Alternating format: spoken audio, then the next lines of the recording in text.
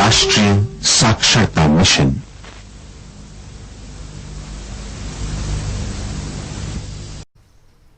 नमस्कार छात्रों, मैं आरिफ पाशा, श्री एल सिद्धप्पा स्मारक माध्यमिक पाठशाला मुत्तुगुदूर।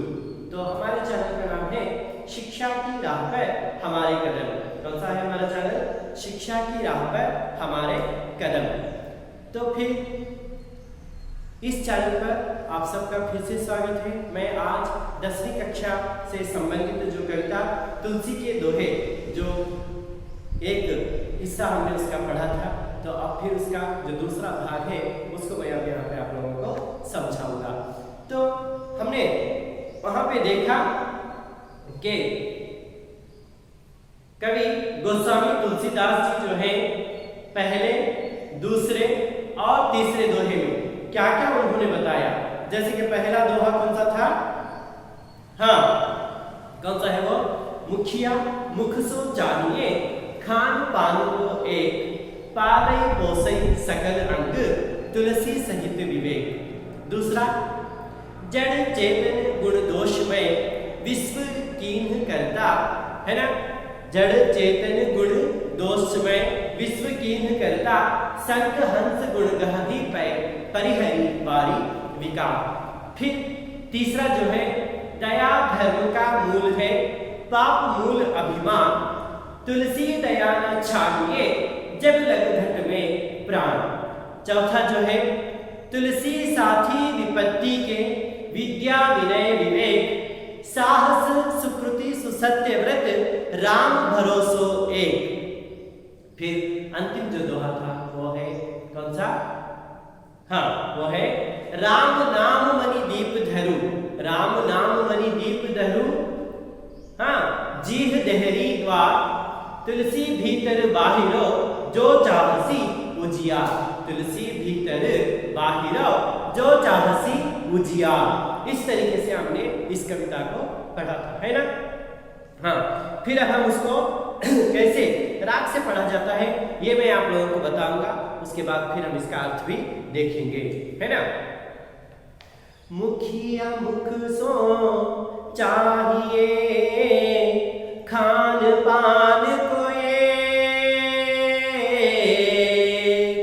मुखिया मुख सो चाहिए, खान पान को एक, पाले पोसे सकल अंग, तुलसी सहित विवेक, तुलसी सहित विवेक।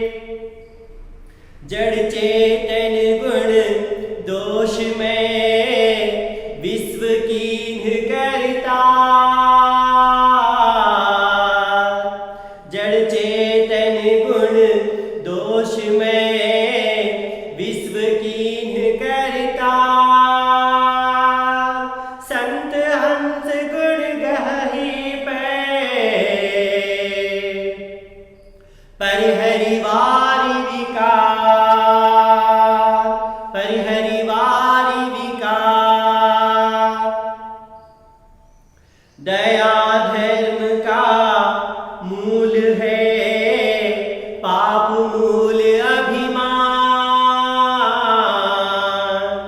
दया धर्म का मूल है, पाप मूल अभिमान, तुलसी दया न छाड़िए,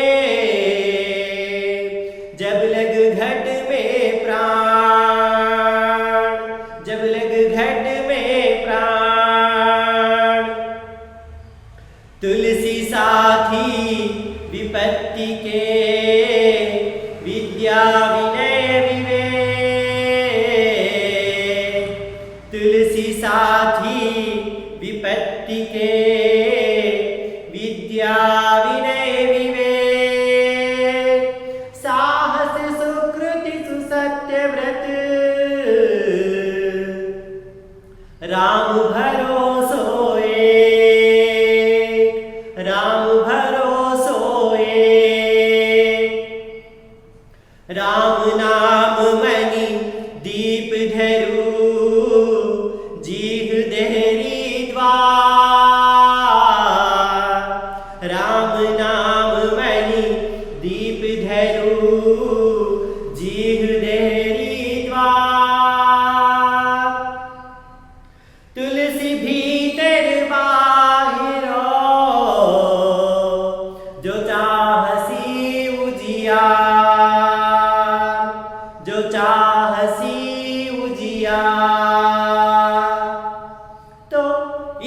तरीके से हम लोगों ने इस कविता को कैसे राग से गाया जाता है मैंने आप लोगों को गाकर सुनाया, और आप इसके लिए दूसरा कोई धुन भी यहाँ पे लगाकर गा सकते हैं, ये भी मैंने आप लोगों को बताया था। तो कवि गोस्वामी तुलसीदास कौन शाखा के कवि हैं? किस शाखा के कवि थे ये? कौन सा है वो? राम भक्ति शाखा के ये कवि हैं। कैसे हैं? राम भक्ति शाखा के कवि हैं। और गोस्वामी तुलसीदास जी से रचित महाकाव्य कौन सा है? कौन सा है उनका महाकाव्य? बिल्कुल सही, कौन सा है? रामचरित मानस। कौन सा है वो? रामचरित मानस इनका जो महाकाव्य, इन्होंने राम लीलाओं का वर्णन यहाँ पे इसमें किया है। फिर अगला प्रश्न मैं आपको पूछ रहा हूं, जैसे कि गोस्वामी तुलसीदास जी के बचपन का नाम क्या था? गोस्वामी तुलसीदास जी के बचपन का नाम क्या था? क्या है वो? उनके बचपन का नाम था राम बोला। तो इनको राम बोला क्यों कहा जाता था? क्योंकि ये पैदा होते ही राम का नाम इन्होंने लिया, इसलिए इनका नाम राम बोला रखा गया था, है ना? फिर मुखिया को किसके समान होना चाहिए? मुखिया को मुंह के समान होना चाहिए, है ना? मुखिया को मुंह के समान होना चाहिए। और देखिएगा, यहाँ हम देखते हैं संत को किसके साथ तुलना की गई है? संत के स्वभाव को किसके साथ तुलना की गई? हंस पक्षी के साथ। किसके साथ? हंस पक्षी के साथ उनकी यहाँ पे तुलना की गई है ना? तो फिर दया किसका मूल है? दया धर्म का मूल है। दया किसका मूल है? धर्म का मूल है। फिर पाप अभिमान का, पाप क्या है? अभिमान का मूल है। तो इन तीन दोहाओं को हमने यहाँ पे देखा था। तो पहले दोहा में जैसे कि मुखिया को यहाँ पे कवि गोस्वामी तुलसीदास जी जो है मुखिया को मुंह के समान होना चाहिए ऐसे कहते हैं, है ना? मुखिया को मुंह के समान यानी कि मुख के समान होना चाहिए। क्यों? क्योंकि मुंह जैसे खाने पीने का काम अकेला करता है, मुंह जो है खाने पीने का काम अकेला करता है ना? अकेला करता है, और उसका जो लाभ है वो शरीर के सारे अंगों का पालन पोषण करता है ना? मुंह अकेला खाना खाकर शरीर के सारे अंगों का पालन पोषण जैसे करता है, उसी तरीके से यहाँ पे किसको? मुखिया को भी विवेकवान होना चाहिए, जैसे कि वो अपनी ओर से अपना काम करे लेकिन उसका जो लाभ है सभी में बटे, है ना? ಅಂದ್ರೆ ಇಲ್ಲಿ ನಾಯಕ ಮುಖ ಅಥವಾ ಬಾಯಿಗೆ ಸಮಾನನಾಗಿರಬೇಕು, ಆ ರೀತಿಯಾಗಿ ಅವನು ಇರಬೇಕು. ಯಾಕೆ ಅಂತಂದ್ರೆ, ಏಕೆಂದರೆ ಇಲ್ಲಿ ಮುಖ ಬಾಯಿ ಹೇಗೆ ತಾನೊಂದೇ ತಿನ್ನುವ ಕೆಲಸವನ್ನ ಮಾಡಿ ಶರೀರದ ಎಲ್ಲಾ ಅಂಗಗಳ ಪಾಲನೆ ಮತ್ತೆ ಪೋಷಣೆಯನ್ನು ಮಾಡ್ತಾ ಇದೆಯೋ, ಅದೇ ರೀತಿಯಾಗಿ ಯಾರು ನಾಯಕ ಕೂಡ ತನ್ನ ಕೆಲಸವನ್ನ ತಾನು ಮಾಡ್ತಾ ಹೋದ್ರೆ ಏನಾಗುತ್ತೆ? ಈ ಬೇರೆಯವರಿಗೆಲ್ಲರಿಗೂ ಕೂಡ ಅವನು ಮಾಡಿರ್ತಕ್ಕಂತಹ ಕಾರ್ಯದ ಲಾಭ ಎಲ್ಲರಿಗೂ ಕೂಡ ಏನಾಗುತ್ತೆ? ಅಲ್ಲಿ ಹಂಚಿಕೆ ಆಗತ್ತೆ, ಅದರ ಲಾಭ ಅವರೆಲ್ಲರಿಗೂ ಸಿಗತ್ತೆ. ಹೀಗೆ ಅವನು ವಿವೇಕಯುಳ್ಳ ವ್ಯಕ್ತಿಯವನು ಆಗಿರಬೇಕು. इस तरीके से यहाँ पे मुखिया को मुंह के समान, मुखिया को क्या करते हैं यहाँ पे? उन दोनों का स्वभाव यहाँ पे दर्शाते हुए तुलसीदास जी बताते हैं कि मुखिया को भी मुंह के जैसे विवेकवान होना चाहिए, इस तरीके से कहते हैं। फिर जो दूसरा दोहा जैसे कि हमने देखा, कौन सा है वो? जड़ चेतन गुण दोषमय विश्व कीन करता, संत हंस गुण गही पे परिहरि बारिका। तो यहाँ पे तुलसीदास जी बताते हैं कि इस सृष्टिकर्ता ने, ब्रह्मा जो सृष्टिकर्ता ने इस संसार में जो भी बनाया उसमें अच्छाई और बुराई दोनों, असार और निसार दोनों हैं, और समझ ना समझ ये दोनों गुणों का मिलन वहां पे होता है। तो साधु का जो गुण है, साधु का जो स्वभाव है, उसको संत, किसके साथ, संत का जो स्वभाव है उसको हंस पक्षी के साथ तुलना कर रहे हैं। हंस पक्षी ಜೊತೆಗೆ ಸಾಧುವಿನ ಸ್ವಭಾವವನ್ನ ಗುಣವನ್ನ ಹೋಲಿಕೆ ಮಾಡಲಾಗಿದೆ। कैसे, जैसे कि हंस पक्षी जब दूध और पानी, जैसे कि दूध में मिला हुआ पानी को छोड़कर सिर्फ दूध को ही वो क्या करता है, पीता है, उसी तरीके से जो संत जो लोग हैं वो क्या करते हैं, अच्छे गुणों को जिसमें सार है, जो समझ है, वैसे वहां पर क्या करते हैं, उसको अपनाते हैं, और जो बुरा है उसको छोड़ देते हैं। वैसे ही समाज में जो हम लोग हैं, हमें भी ऐसे ही होना चाहिए कि अच्छे गुणों को ले और बुराई को छोड़ दे। ಸಮಾಜದಲ್ಲಿ ವಾಸ ಮಾಡ್ತಕ್ಕಂತಹ ನಾವೆಲ್ಲರೂ ಕೂಡ ಒಳ್ಳೆಯದನ್ನ ನಾವು ತಗೋಬೇಕು, ಕೆಟ್ಟದ್ದನ್ನ ಬಿಡ್ತಾ ಹೋದ್ರೆ ಸಮಾಜದಲ್ಲಿ ಯಾವುದು ಕೆಟ್ಟದ್ದು ಅನ್ನೋದು ಇರೋದೇ ಇಲ್ಲ। समाज में कोई भी बुरा हमें देखने को नहीं मिलेगा, है ना।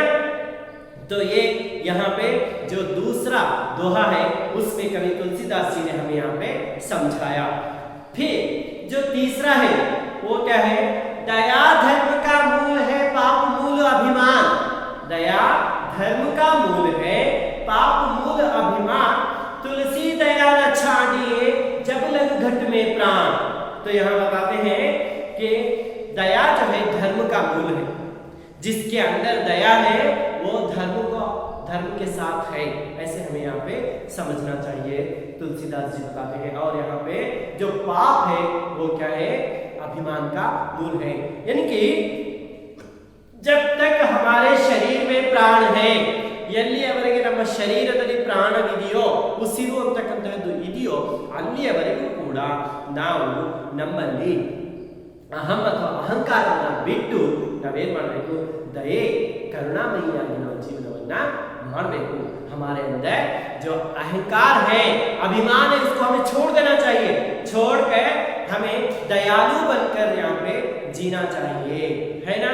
तो ये हमें दूसरे दोहे में, तीसरे दोहे में हम यहाँ पे देखते हैं। तो फिर जो चौथा जो दोहा यहाँ पे दिया गया वो है, तुलसी साथी विपत्ति के विद्या विनय विवेक। तुलसी साथी विपत्ति के विद्या विनय विवेक, साहस सुकृति सुसत्य व्रत राम भरोसो एक। तो कवि यहाँ पे बताते हैं तुलसी साथी विपत्ति के, जब भी हमें विपत्ति आती है, जब भी हमें कोई समस्या आती है, तो हमें साथ देने वाले तीन अंश यहाँ पे बताए गए हैं। कौन कौन से हैं वो, विद्या, विनय और विवेक। हमारे अंदर ये तीन गुण होना चाहिए। जब हमारे अंदर ये तीन गुण रहेंगे तो जो भी समस्या है उसका समाधान हम खुद ढूंढ लेंगे। ನಮ್ಮಲ್ಲಿ ಈ ಮೂರು ಗುಣಗಳು ಇದ್ವು ಅಂತಂದ್ರೆ ಎಂತಹ ಸಮಸ್ಯೆ ಬಂದರೂ ಕೂಡ ಆ ಸಮಸ್ಯೆಗೆ ಪರಿಹಾರವನ್ನು ನಾವೇ ಕಂಡುಕೊಳ್ತೇವೆ। ಅದು ಯಾವುದು, ಆ ಮೂರು ಅಂಶಗಳು ಯಾವುದು, विद्या, विनयते और क्या है, विवेकते, है ना। ये तीन गुण हमारे अंदर होना चाहिए। साहस सुकृति सुसत्य व्रत राम भरोसो एक है यहाँ पे। हाँ देखिएगा, इसमें जो भावार्थ यहाँ पे दिया गया, मैं आपको फिर एक बार इसमें का जो है उसके पढ़कर सुनाता हूँ। प्रस्तुत दोहे में तुलसीदास जी कह रहे हैं कि मनुष्य पर जब विपत्ति पड़ती है तब विद्या, विनय तथा विवेक ही उसका साथ निभाते हैं। जो राम पर भरोसा करता है वह साहसी, सत्यव्रती और सुकृतवान बनता है। देखिएगा, जिसके अंदर ये तीन गुण होना चाहिए, है ना। कौन से, विद्या, विनय और विवेक। ये तीन गुणों के साथ साथ जो राम के ऊपर भरोसा करता है, जो भगवान पर भरोसा करता है ना, तो उसके लिए यानी कि वो उसको यहाँ पे वो साहस बनता है ना, सत्यव्रत बनता है और सुकृतवान भी वो बनता है। तो ये 3 गुण उसके अंदर होना चाहिए। कौन कौन से हैं? जो उसको विपत्ति में साथ देने वाले विद्या, विनय और विवेक। नಮ್ಮಲ್ಲಿ ಕಷ್ಟಕಾಲ ಬಂದಾಗ ಸಹಾಯ ಮಾಡತಕ್ಕಂತಹ 3 ಅಂಶಗಳು ಅಂತಂದ್ರೆ ವಿದ್ಯೆ, ವಿನಯತೆ ಹಾಗೂ ವಿವೇಕತೆ ಅಂತಕ್ಕಂಥ 3 ಅಂಶಗಳಿತ್ತು ಅಂದ್ರೆ, ಹಾಗೆ ಜೊತೆಗೆ ಆ ಭಗವಂತನ ಮೇಲೆ ನಂಬಿಕೆಯನ್ನ ಇಟ್ಟರೆ, ಆ ರಾಮನ ಮೇಲೆ ನಾವು ನಂಬಿಕೆಯನ್ನ ಇಟ್ಟಿದ್ದೇ ಆದರೆ ನಾವು ಸಾಹಸಿಗಳು ಹಾಗೂ ಸತ್ಯವ್ರತರು ಹಾಗೂ ಸುಕೃತವಾನ್ ಅಂದ್ರೆ ಒಳ್ಳೆಯವರು ಆಗಿ ಇರ್ತೇವೆ ಅಂತಕ್ಕಂತಹ 3 ಅಂಶಗಳನ್ನ ಇಲ್ಲಿ ಹೇಳ್ತಾ ಇದ್ದಾರೆ ಯಾರು? कवि गोस्वामी तुलसीदास। फिर अंतिम जो दोहा यहाँ पे बताया गया ये बहुत ही बढ़िया है। ये क्या है? वो राम नाम मणि दीप धरु जीह देहरी द्वार, तुलसी भीतर बाहिरो जो चाहसी उजिया, है ना। राम नाम मणि दीप धरु, है ना। यहाँ पे देखिएगा प्रस्तुत दोहे के द्वारा तुलसीदास जी कहते हैं कि जिस तरह देहरी पर दिया रखने से, देहरी पर क्या, देहरी का अर्थ है दहलीज, है ना। कन्नड़ में जैसे हस्तिलू बोलते हैं, हस्तिलू में, है ना, हस्तिलू के ऊपर हम जब बीच में वहां पे दिया रख दिया, दीप को रख दिया अल्वा, हस्तिलिನ ಮಧ್ಯೆ ಮೇಲೆ ನಾವು ದೀಪವನ್ನು ಇಟ್ಟರೆ ಅದೇನ್ ಮಾಡುತ್ತೆ? वो क्या करता है देखिएगा, हाँ, रखने से घर के भीतर और बाहर, ಅಲ್ಲಿ ದೀಪವನ್ನು ನಾವು ಇಟ್ಟರೆ ಏನಾಗುತ್ತೆ? ಮನೆಯ ಒಳಗಡೆ ಮತ್ತೆ ಹೊರಗಡೆ ಎರಡೂ ಕಡೆ ಅದು ಬೆಳಕನ್ನ ಕೊಡುತ್ತೆ, ಹೌದಲ್ವಾ? ಹೊಸ್ತಿಲಿನ ಮೇಲೆ, ಈಗ ದೀಪಾವಳಿ ಅಲ್ವಾ, ದೀಪಾವಳಿಯಲ್ಲಿ ನಾವೇನ್ ಮಾಡ್ತೀವಿ? ಆ ದೀಪವನ್ನ ಹೊಸ್ತಿಲಿನ ಮೇಲೆ ನಾವು ಈಗ ಇಟ್ಟರೆ ಅದೇನಾಗುತ್ತೆ? ಮನೆಯ ಒಳಗೆ ಹಾಗೆ ಹೊರಗಡೆ ಹೇಗೆ ಬೆಳಕನ್ನ ನೀಡುತ್ತೋ ಅದೇ ರೀತಿಯಾಗಿ उसी तरीके से, है ना, आंगन में कब प्रकाश करता है? जैसे कि दिया दहलीज के बीच में रखने से घर के अंदर और बाहर दोनों ओर जैसे प्रकाश फैलता है, उसी तरीके से हमें क्या करना चाहिए? राम नाम जपने से मानव की आंतरिक और बाह्य शुद्धि होती है ना। राम नाम को जपने से हर समय राम नाम का, भगवान का नाम हम जपते रहेंगे तो क्या होगा? हमारी आंतरिक और बाह्य शुद्धि, यानी कि अंदर भी हम शुद्ध हो जाएंगे और बाहरी तौर पे भी हम शुद्ध हो जाएंगे, है ना। तो जैसे देहरी पर दिया रखने से भीतर और बाहर यहाँ पे प्रकाश फैलता है, उसी तरीके से राम नाम को जपने से हमारी आंतरिक और बाह्य शुद्धि भी हो जाती है। ಹೇಗೆ ಹೊಸ್ತಿಲಿನ ಮೇಲೆ ದೀಪವನ್ನು ಇಡೋದ್ರಿಂದ ಮನೆಯ ಒಳಗೆ ಅಂಗಳದಲ್ಲಿ ಎರಡೂ ಕಡೆ ಬೆಳಕು ಬೀರುತ್ತೋ, ಹಾಗೆ ಆ ಭಗವಂತನ ಸ್ಮರಣೆ, ರಾಮನ ಸ್ಮರಣೆಯನ್ನು ಮಾಡೋದ್ರಿಂದ ನಮ್ಮ ಆಂತರಿಕ ಮತ್ತು ಬಾಹ್ಯ ಶುದ್ಧಿ ಕೂಡ ಆಗುತ್ತೆ ಅಂತಕ್ಕಂಥದ್ದು ಈ ದೋಹೆಯಲ್ಲಿ कवि गोस्वामी तुलसीदास ಅವರು ಹೇಳ್ತಾ ಇದ್ದಾರೆ। अर्थ आगे अल्वा, समझ गए ना छात्रों? तो ये यहाँ पे इस दोहे में हम क्या, हमें इस दोहे से हमें क्या सीख मिलती है यहाँ पे?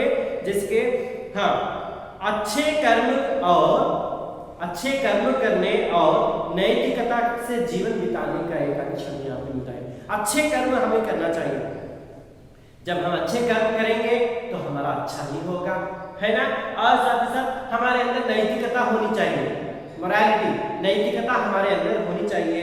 जब जाकर हम एक अच्छे छात्र, अच्छे शिक्षक, अच्छे समाज में पहचाने जाने वाले व्यक्ति बनेंगे, है ना। ಈ ರೀತಿ ಮಾಡೋದ್ರಿಂದ ನಮ್ಮಲ್ಲಿ ಏನಾಗುತ್ತೆ? ಒಳ್ಳೆಯ ಕಾರ್ಯಗಳನ್ನ ಮಾಡೋದ್ರಿಂದ ನಾವು ಒಳ್ಳೆಯವರಾಗ್ತೇವೆ, ಜೊತೆಗೆ ನಮಗೆ ಒಳಿತೆ ಆ ಭಗವಂತ ಮಾಡ್ತಾನೆ। ಹಾಗೆ ನಮ್ಮಲ್ಲಿ ನೈತಿಕ ಮೌಲ್ಯಗಳು ಕೂಡ ಇರಬೇಕು। ಅದಿದ್ದಾಗ ನಾವು ಸಮಾಜದಲ್ಲಿ ಒಬ್ಬ ಒಳ್ಳೆಯ ವ್ಯಕ್ತಿ ಅಂತ ಹೇಳಿ ನಾವು ಜೀವನವನ್ನ ಮಾಡಬಹುದು। तो इस तरीके से इस कविता द्वारा कवि हमें क्या कर रहे हैं? इन सब चीजों को समझाने का प्रयास कर रहे हैं। समझ गए ना छात्रों? हाँ छात्रों, अब हम यहाँ पे जो तुलसीदास जी के जो दोहे हमने यहाँ पे पढ़े, तो इसमें कुछ व्याकरण के जो अंश थे उसको मैंने आप लोगों को पिछली अवधि में मैंने आप लोगों को कह सुनाया है। तो अब हम इसमें आने वाले कुछ और शब्द है इसको यहाँ पे देखेंगे, व्याकरण के जो अंश है उसको देखते जाएंगे। जिसके पहले मैं बताता हूँ यहाँ पे अनुरूपता वाले शब्द कौन से है वो, अनुरूपता।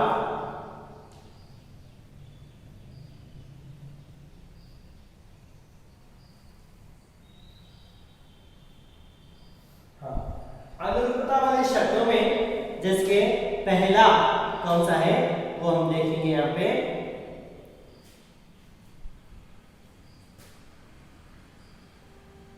पहला जो है दया, क्या है वो, दया।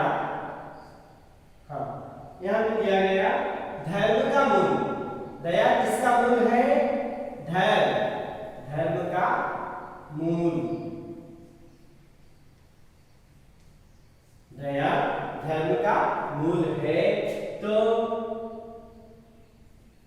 हाँ, पाप का मूल क्या है, ऐसे पूछा गया, पाप दिया गया तो हमें क्या इसको लिखना है, दया धर्म का मूल है। तो पाप किसका है, हाँ पाप किसका, बहुत सही, क्या है वो, हाँ अभिमान का मूल है, किसका है वो, अभिमान,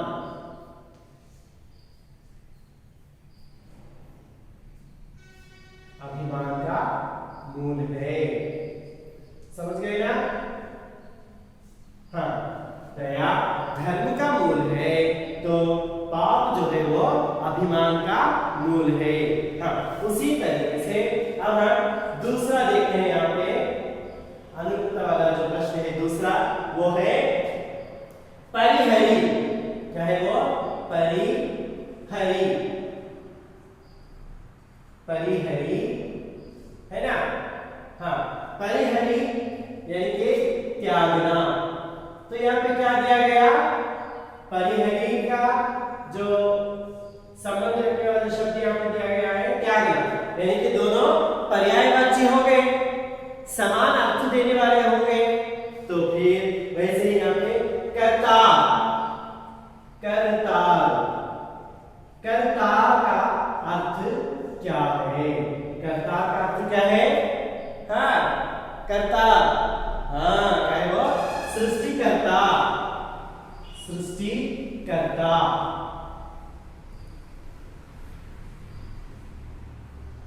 सृष्टिकर्ता है ना। हाँ, फिर तीसरा जो शब्द यहाँ पे दिया गया है अनुरूपता वाले जो शब्द हैं, जीव, जीव, जीव को यहाँ पे दिया गया जीव, यानी क्या है, हाँ समानार्थक शब्द दिए गए हैं। जीव का अर्थ यहाँ पे जीव है, तो देहरी, देहरी, देहरी का अर्थ क्या बताया मैंने, देहरी अगर के नहीं देना, हाँ क्या बताया, दहलीज, क्या है वो, दहलीज, हॉस्पिटल, दहलीज है ना। हाँ, चौथा जो प्रश्न है यहाँ पे वो है मुह,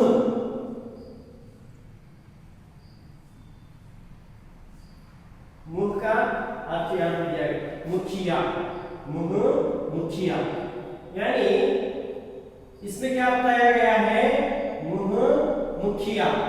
हाँ क्या है वो, मुह को यानी कि मुखिया को मुंह के समान होना चाहिए, है ना। हाँ, और अंग,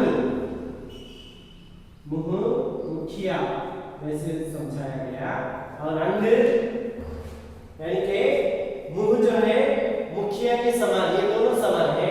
तो अंग क्या है यहाँ पे, हाँ अंग क्या है, परिवार, जो अंग जो है यहाँ पे परिवार, घर का जो मुखिया होता है ना, वो परिवार को संभालता है ना। घर का जो मुखिया, घर के जो मुखिया होते हैं वो परिवार का पालन पोषण करते हैं। वैसे मुंह क्या करता है, खाकर अंग के, शरीर के अंगों की रक्षा यानी पालन पोषण करता है, सही है ना। हाँ, फिर पांचवा जो अनुरूपता वाले शब्द पांचवा जो दिए गए, राम पर, राम पर,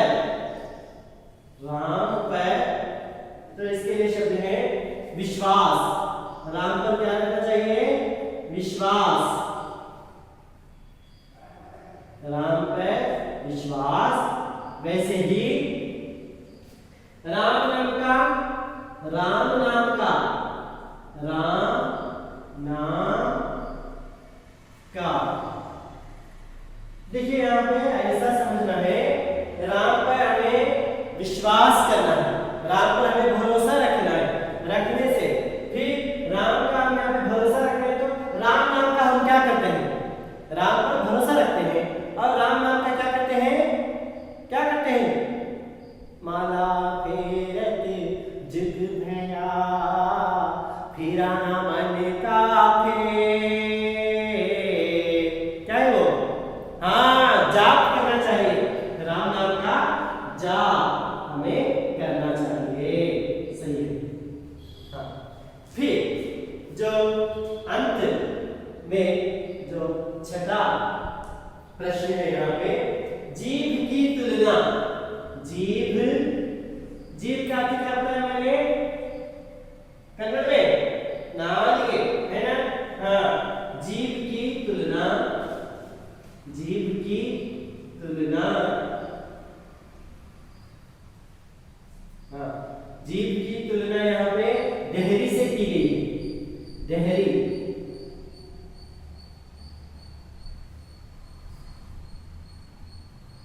देहरी से की गई है ना, हाँ जीभ की तुलना यहाँ पे किससे की गई है, देहरी से की गई है। राम नाम की तुलना, राम नाम, राम नाम की तुलना, माफ कीजिएगा, राम नाम की तुलना हमें किससे की गई है वो देखना है।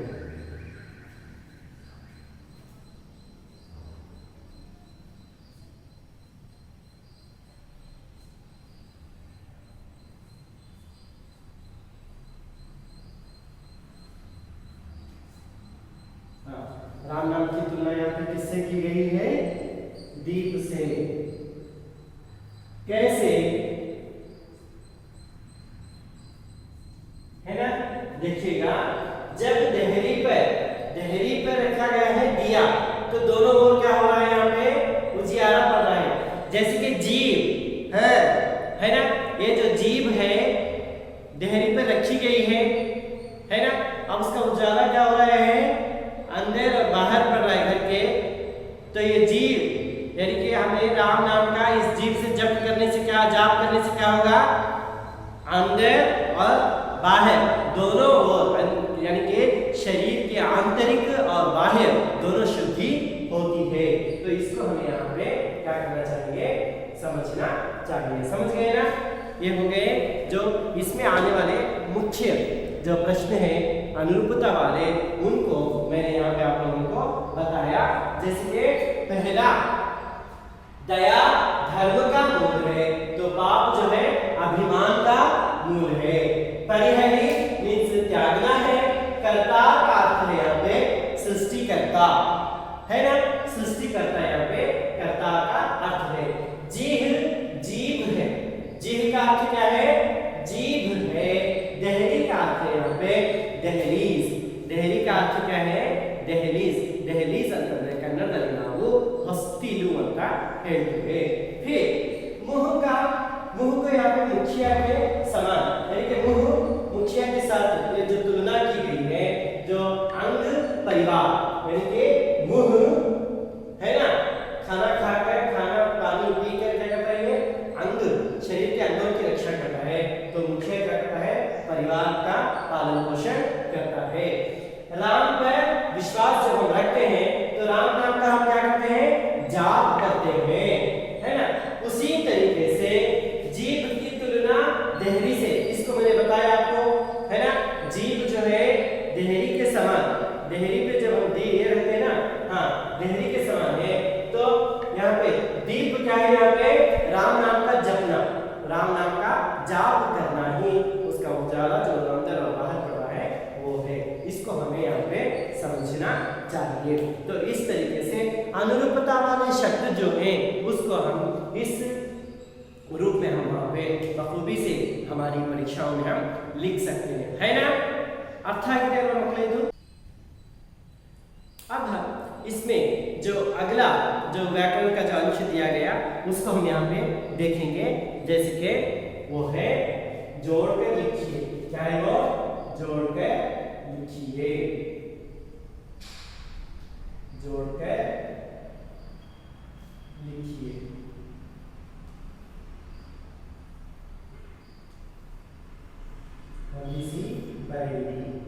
तो मैं जो एक पार्ट में जो इधर दिया गया है उसको मैं लिखते जाऊंगा, जो अ भाग में है और यहाँ पे है आ, है ना। तो मैं आ के पहले लिख लेता हूं। जो पहला है यहाँ पे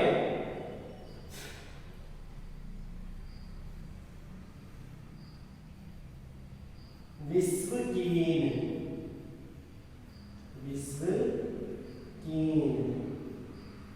है ना। और दूसरा है जो दूसरा दिया गया परिहरी वारी, परिहरी वारी, परिहरी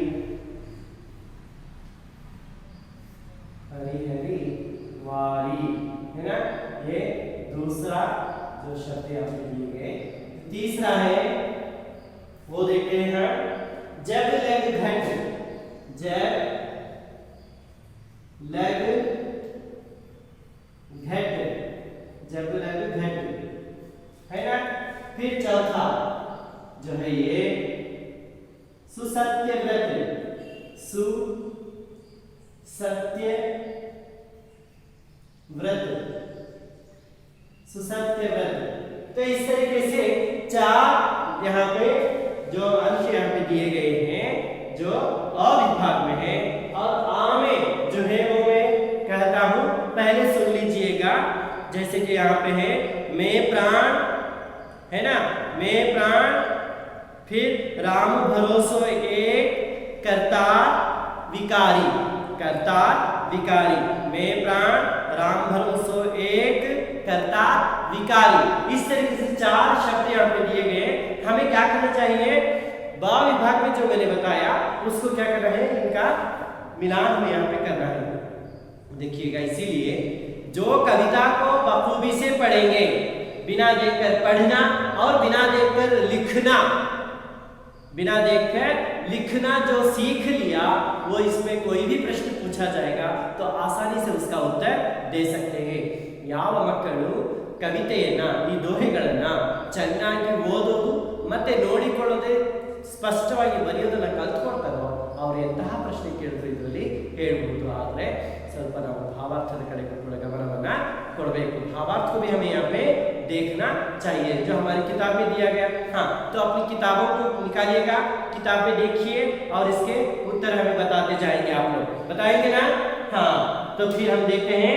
अब जो है पहला जो है विश्वकीन है, क्या लिखेंगे? हाँ, विश्वकीन के लिए क्या लिखेंगे? करतार, विश्वकीन है करतार, सही है। हाँ, परिहरी वारी विकार, परिहरी वारी विकार, परिहरी वारी विकार। फिर तीसरा जब लग घट में प्राण, जब लग घट में प्राण, में प्राण। चौथा क्या है? सुसत्य व्रत। हाँ, क्या है? राम में जो बचा वही है राम भरोसो एक, राम भरोसो,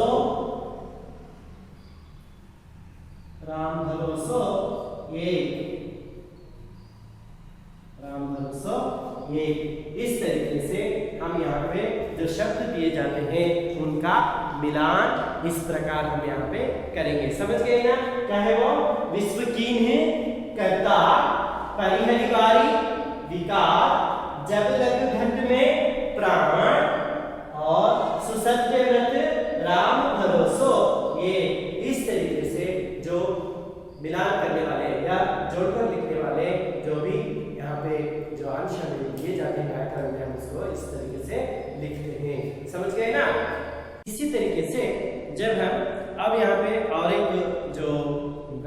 जो अंश दिया गया पूर्ण कीजिए, इस तरीके से यहाँ पे है। जैसे कि मुखिया मुख की कविता के कुछ लाइन्स यहाँ पे दिए गए हैं, पंक्तियों को उसे पूर्ण करना है। मुखिया मुख सो चाहिए, हाँ, खान पान को एक, पाले पोसई सकल अंग, तुलसी सहित विवेक। सही है। तीसरा है राम नाम मणि दीप धरु, जीह देहरी द्वार, तुलसी भीतर बाहिर, हाँ क्या है वो, जो चाहसी उजियार। सही कहा आप लोगों ने। तो इस तरीके से वहां पे जो पंक्तियां दी गई हैं उसको हमें पूर्ण करना है। तो ये भी आप लोग करेंगे ना। हाँ, और देखिएगा यहाँ पे अपनी किताबों में आप देख रहे हैं जो विलोम शब्द इसका जो सही है ना, उचित विलोम शब्द पर सही चिन्ह हमें यहाँ पे लगाना है। उसको हम देखते हैं यहाँ पे। जैसे कि पहला बताया गया विवेक है, और दूसरी और तीसरी जो तालिका में वहां पे देखते हैं सेवक है, उधर अविवेक है। तो विवेक का विलोम शब्द क्या है, कौन सा है वो, अविवेक। तो अविवेक को हमें क्या करना है, वहां पे सही चिन्ह लगाना है। इस तरीके से देखिए आप, तो पूरे बताता हूं। पहले दया है, निर्दया है, उधर शुभोदया है। कौन सा सही है, हाँ कौन सा है, निर्दया। निर्दया को वहां पे हमें सही मार्क लगाना है। तीसरा धर्म मर्म अधर्म, तो धर्म का विलोम क्या है, अधर्म। तो वहां पे हमें सही चिन्ह लगाना है। विकार के लिए अविकार, संस्कार, कौन सा है, अविकार, हाँ सही है। फिर अब जो पांचवा शब्द यहाँ पे दिएगा विनय, इसके लिए विलोम शब्द है सविनय, हाँ अविनय। कौन सा है, अविनय। अविनय शब्द हमें यहाँ पे इस तरीके से लिखना है। ये देखिएगा, दिखाई दे रहा है, हाँ इस तरीके से हम इसको लिखेंगे। समझ गए ना, हाँ इस तरीके से सही चिन्ह हमें वहां पे लगाना है। हाँ फिर दिखाई दिया, हाँ ये देखिए दिख रहा है, हाँ। फिर अंत में हम देखते हैं कि यहाँ पे कुछ शब्द यानी कि दोहे का भावार्थ कैसे लिखना है, ये भी यहाँ पे प्रश्न पूछा गया। भावार्थ लिखिए में मुखिया मुखसो चाहिए, खान पान को एक, पाले पोसे सकल अंग, तुलसी सहित विवेक। ये 3 अंक का प्रश्न यहाँ पे हमें पूछा जा सकता है। ये 4 अंक के लिए भी यहाँ पे हमें ये पूछा जा सकता है। कहीं कहीं 2 अंक के लिए भी हमें यहाँ पे प्रश्न पूछा जाएगा। तो इसको अंक के आधार पे हमें यहाँ पे इसको लिखना पड़ेगा। जैसे कि किस तरीके से, पहले हम यहाँ पे लिखेंगे प्रस्तावना। क्या लिखेंगे, प्रस्तावना लिखेंगे। देखिएगा मैं जैसे लिखा हूं यहाँ पे पढ़ के सुनाता हूं आपको। प्रस्तुत पंक्तियों को गोस्वामी तुलसीदास जी से रचित दोहों से चुन लिया गया है ना। प्रस्तुत पंक्तियों को गोस्वामी तुलसीदास जी से रचित दोहों से चुन लिया गया है ना। फिर संदर्भ, तो कब कहते हैं ये, हाँ कवि तुलसीदास जी इन दोहों में मुखिया के लक्षण के बारे में बताते हुए, कवि तुलसीदास जी इन दोहों में मुखिया के लक्षण के बारे में बताते हुए कहा है। तो भावार्थ तो आपको किताब में दिया गया है, उसको आपको पूर्ण रूप से लिख सकते हैं। जैसे मैंने यहाँ पे लिखा, प्रस्तुत दोहे में तुलसीदास मुख अर्थात मुह और मुखिया दोनों के स्वभाव की समानता दर्शाते हुए लिखते हैं कि मुखिया को मुह के समान होना चाहिए। मुह खाने पीने का काम अकेला करता है, लेकिन वह जो खाता पीता है उससे शरीर के सारे अंगों का पालन पोषण करता है। तुलसी की राय में मुखिया को भी ऐसे ही विवेकवान होना चाहिए कि वह काम अपनी तरह से करे, लेकिन उसका फल सभी में बटे, है ना। हाँ ये देखिएगा, इस तरीके से आपको यहाँ पे लिखना है। देख रहे हैं ना, कविता का भावार्थ जो है इस तरीके से आपको लिखना है। दिख रहा है? हाँ, इस तरीके से आप बिना गलती किए, है ना, इस तरीके से आप लिखते जाएंगे तो आपको पूर्ण अंक उसके जितने रखे हैं वैसे ही मिल जाएंगे। मिलेंगे ना? देख लिया? हाँ,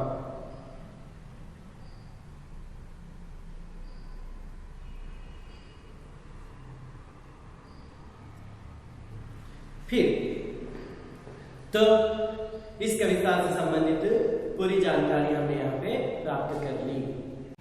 आप लोगों को तुलसी के दोहे कविता बखूबी से आप लोग सब कुछ समझ गए होंगे।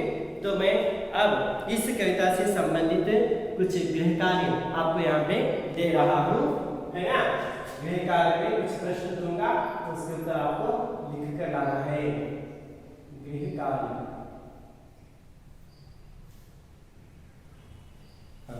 तो पहला प्रश्न है इसके लिए, निम्नलिखित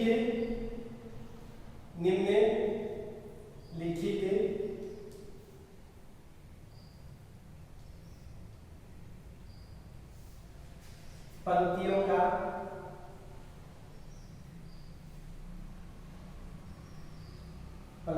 का भावार्थ लिखिए। भावार्थ लिखिए।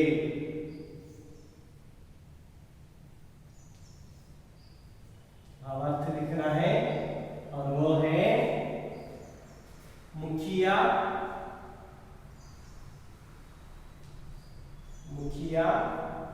मुख सो चाहिए, खान पान को एक, है ना। मुखिया मुख सो चाहिए, क्या है वो?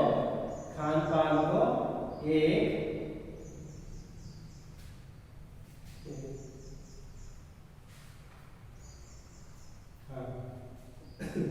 मुखिया मुख सो चाहिए, खान पान को एक। फिर पालई पोसई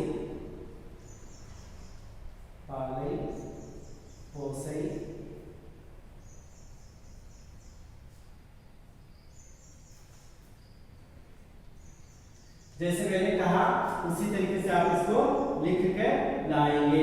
विवेक, पालई पोसई सकल अंग तुलसी सहित विवेक। इस दोहे का भावार्थ आपको लिखना है ना। जैसे मैंने बताया था उसी तरीके से आप इसको लिखेंगे, लेकिन अपने शब्दों में लिखेंगे। फिर दूसरा प्रश्न है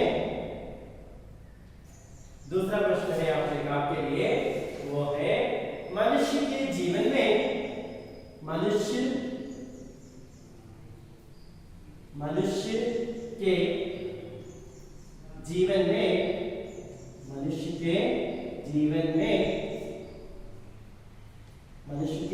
में प्रकाश कब फैलता है? प्रकाश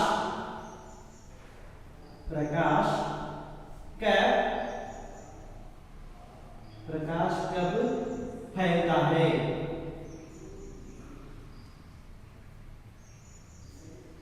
प्रकाश कब फैलता है? इन दोनों प्रश्नों के उत्तर आप लोगों को लिखकर लाना है। पहला प्रश्न क्या है? निम्नलिखित पंक्तियों का भावार्थ लिखना है। जैसे कि मुखिया मुख सो चाहिए, खान पान को एक, पालई पोसई सकल अंग तुलसी सहित विवेक। इस दोहे का भावार्थ आपको अच्छे ढंग से लिखकर अपने शब्दों में लिखकर लाना है। ऐसा नहीं कि जो शब्द वहां पे दिए गए वही नहीं है, जिसको आप अपने ढंग से अपने शब्दों में जो सरल शब्द आपका उसी से आप इसको लिखेंगे। और दूसरा जो है, मनुष्य के जीवन में प्रकाश कब फैलता है? मनुष्य के जीवन में प्रकाश कब फैलता है? इन दोनों प्रश्नों के उत्तर आप गृह कार्य के रूप में लिखकर लाएंगे। तो मैं समझता हूं कि आप लोगों को जो कविता मैंने यहाँ पे पढ़ाई कौन सी है, वो गोस्वामी तुलसीदास जी से रचित तुलसी के दोहे समझ में आ गए होंगे। समझ गए ना? हाँ, तो फिर इस कविता को राग से गाने का और बिना देखकर पढ़ना, उसके साथ साथ क्या करना है, इसको बिना देखकर हमें लिखने आना चाहिए। लिखना भी हमें यहाँ पे सीखना चाहिए। उसके साथ साथ भावार्थ जो किताब में दिए गए हैं उसको अच्छे ढंग से पढ़िएगा और अपने शब्दों में लिखने का प्रयास कीजिएगा ಅಲ್ವಾ। ಈ ಕವಿತೆ ಬರ್ತಕ್ಕಂತಹ ದೋಹೆಗಳನ್ನ ಚೆನ್ನಾಗಿ ನಮಗೆ ಹೇಳಲಿಕ್ಕೂ ಬರಬೇಕು, ನೋಡಿಕೊಳ್ಳದೆ ಒಂದೂ ತಪ್ಪಿಲ್ಲದೆ ನಮಗೆ ಬರೀಲಿಕ್ಕೆ ಬರಬೇಕು, ಜೊತೆಗೆ ಭಾವಾರ್ಥವನ್ನ ಪುಸ್ತಕದಲ್ಲೇ ಕೊಟ್ಟಿದ್ದಾರಲ್ವಾ ಆ ಭಾವಾರ್ಥವನ್ನ ನೋಡಿಕೊಳ್ಳದೆ ಬರೆದು ಅಭ್ಯಾಸವನ್ನ ನೀವು ಮಾಡಿ ಖಂಡಿತವಾಗಿಯೂ ಕೂಡ ಯಾವ ಪ್ರಶ್ನೆ ಕೇಳಿದ್ರು ಇದ್ರ ಮೇಲೆ ನೀವು ಉತ್ತರವನ್ನು ಬರೀತಕ್ಕಂತಹ ಒಂದು शक्ति निमली बरते है ना। जो भी प्रश्न पूछा जाएगा उसको लिखने की क्षमता आपके अंदर आ जाएगी, जबकि आप इस कविता को पढ़ना बिना देखकर लिखना और इसके जो भावार्थ जो यहाँ पे दिए गए हैं उन सब का आप अच्छे ढंग से पढ़ेंगे लिखेंगे तो आपको कोई इसमें आशंका नहीं कि आप इसके अंदर अच्छे नंबर ले सकें, है ना। हाँ, तो फिर हमारे चैनल का नाम है शिक्षा की राह पर हमारे कदम। इस चैनल को सब्सक्राइब कीजिए, लाइक कीजिए और जितना चाहे इसको शेयर कीजिएगा। और मैं आप लोगों को इसके साथ इस कविता के साथ आपको मैं धन्यवाद कहता हूँ।